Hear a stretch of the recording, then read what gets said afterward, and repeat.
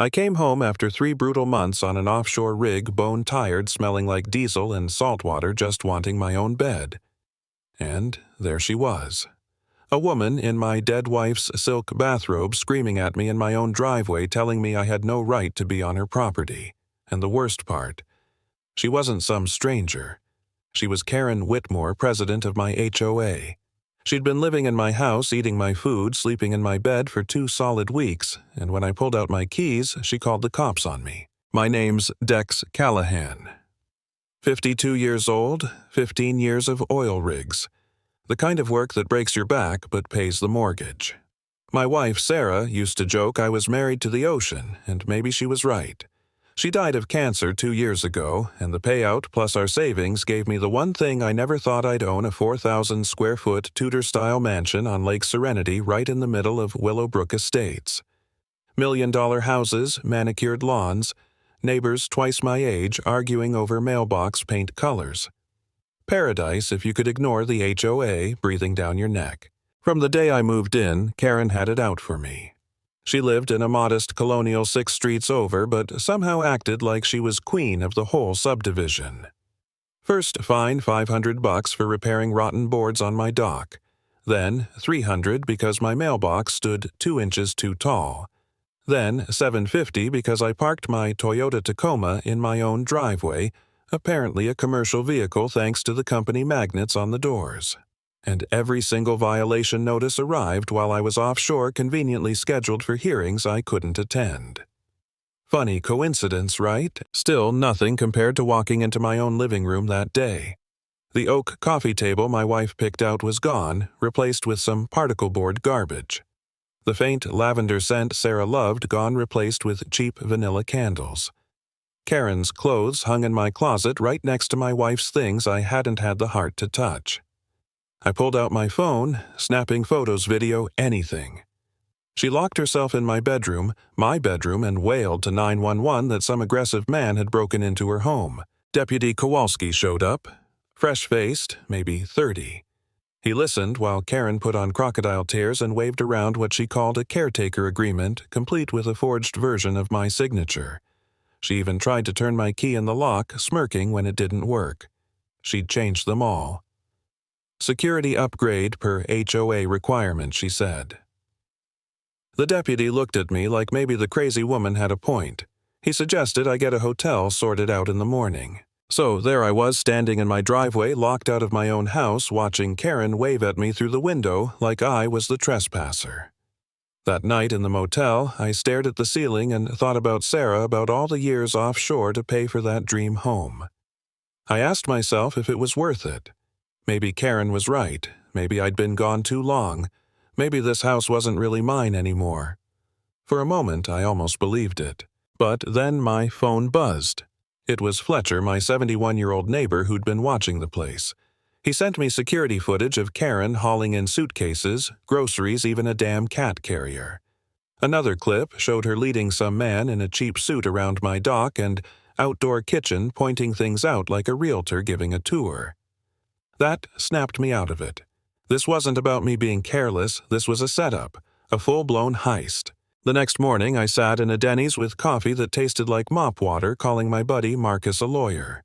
He put me in touch with Samantha Ridge. Sharp suit, sharper eyes. Property law specialist. She flipped through my HOA documents, shook her head and said, "This amendment giving emergency powers illegal as hell." Karen had been building her castle on fake authority. But, even as we plotted, she hit me again, filing for a restraining order, posting on neighborhood apps that I was a dangerous oil worker harassing elderly residents. Pictures of me talking to deputies spread with captions about me threatening children. There aren't even kids in this neighborhood. I was angry, but more than that, I was rattled. When I got served with papers saying I had to stay 100 yards away from my own property, it felt like the ground gave out. I sat in my truck outside the courthouse wondering if I should just sell, walk away, disappear. That's when Fletcher called again. His voice was low, like he was passing state secrets. "Dex, she's not just squatting, she's planning to sell it." Turned out Karen had already contacted my bank fishing about foreclosure timelines. She'd tried to transfer utilities, even garbage service, into her name. And Gladys Morton, the 82-year-old garden club queen, came out of nowhere with a binder hundreds of pages of every shady fine, every bogus expense Karen had approved. 127 grand missing from the HOA reserve. Fraudulent votes on that 2019 amendment. She even had photos proving only 12 people were at the meeting Karen claimed had 347. Karen's authority was built on forged numbers and phantom residents. It hit me like cold water this wasn't just about my house. Karen had been running the HOA like her personal ATM, and I was just the latest target. The anger settled into something colder, sharper. If she thought I was going to roll over, she had no idea who she was dealing with. That week turned into war. Karen listed my house online, motivated seller cash only 20% below market. She vandalized my boat dock with spray paint, cut my mooring lines. She even filed a false report claiming I stalked her at the grocery store with a wrench. Too bad security cameras showed her shopping alone, talking to herself like a bad actress rehearsing lines. When she tried bribing Deputy Kowalski to frame me with fake drug charges, he wore a wire. Now, she wasn't just a nuisance, she was committing felonies. Meanwhile, Samantha prepared the legal kill shot. Fletcher's cameras kept rolling, capturing Karen parading buyers around who turned out to be money launderers tied to shell construction firms. Gladys dug up the original 1987 bylaws proving emergency powers only applied to floods and fires, not abandoned homes. And then the final betrayal. Phyllis, Karen's loyal secretary, showed up at Fletcher's house trembling, dropping a box of real minutes recordings and proof Karen had blackmailed her for years. By Friday, Karen called an emergency HOA meeting to officially seize my property.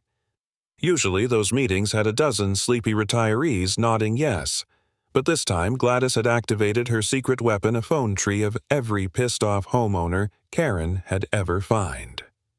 200 people crammed into a room built for 50 with overflow crowds in the parking lot, microphones, folding chairs, the whole 9 yards. Karen strutted in with her gavel and a stolen notary stamp ready to declare my house hers. But the crowd roared, demanding financial records, shouting for answers. Samantha hooked up a projector, blasting Karen's fraudulent vote tallies on the wall for everyone to see. The sheriff walked in with an FBI agent, warrants in hand. Karen's smile cracked. Her voice shook, but she still tried the victim card. This is a conspiracy. They're jealous of my leadership. That oil worker seduced elderly residents to turn them against me. Gladys stood 82 years old and furious, binder raised like a sword. Karen Whitmore. You've stolen $127,000 from our community fund and tried to sell this man's home while he worked offshore to survive his wife's death.